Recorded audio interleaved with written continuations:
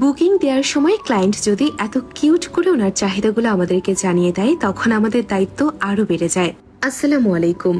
সেদিনটায় আমার ইভেন্ট ছিল সকাল 8টা বাজে মিরপুর 2-এ, যেটি ছিল আমার বাসা থেকে একদম কাছে। তাই সকাল সকাল আমি বের হয়ে গিয়েছিলাম আপুর লোকেশনের উদ্দেশ্যে। সত্য কথা বলতে সকালের ইভেন্টগুলো আমার বরাবরই বেশ ভালো লাগে, কেননা অনেকটা সময় নিয়ে আরাম করে কাজ করা যায়।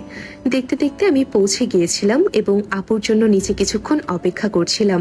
আপু আমাকে মাত্র 2 দিন আগেই বুকিং দিয়েছিল, আর বুকিং দেওয়ার সময় এত কিউট করে আপুর চাহিদাগুলো আমাকে জানিয়ে দিয়েছিল।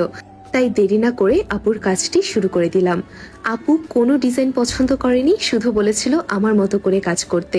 আর এই কথাটি শুনলেই আমার মন এমনিতেই ভালো হয়ে যায়। আমি জানি সব আর্টিস্টেরই মন ভালো হয়ে যায়।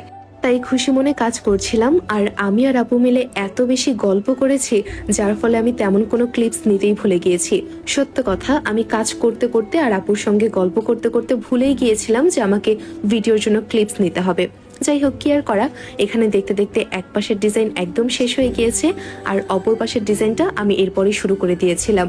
হ্যাঁ, কোনো ক্লিপস নিতে পারিনি। এই তো একদম ফাইনাল লুক আপনাদের জন্য নিয়ে চলে এসেছি। আপনাদের মধ্যে যারা আমার থেকে মেহেন্দি পড়তে চাচ্ছেন আপনার বিশেষ দিনে, তারা কিন্তু এখনই আমাদেরকে ইনবক্স করে ফেলবেন এবং আপনার স্লট বুকিং দিয়ে ফেলবেন।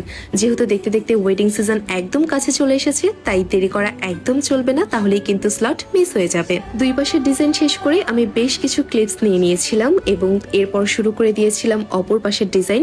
তেমন কোনো ক্লিপস নেইনি, আসলে আমি আপনাদেরকে ফাইনাল লুকটাই দেখাচ্ছি। এই তো এটাই হচ্ছে আপুর অপর পাশের ডিজাইন। আমি আশা করছি আমি আপুর শর্ত কিছুটা হলেও পূরণ করতে পেরেছি, কেননা আপু বেশ পছন্দই করেছিল আমার ডিজাইন। আর আপনাদের কাছে কেমন লেগেছে সেটি কিন্তু অবশ্যই আমাকে জানাবেন। আর আমাদের পেজটিকে ফলো করতে একদমই ভুল করবেন না। দেখা হবে পরবর্তী ভিডিওতে।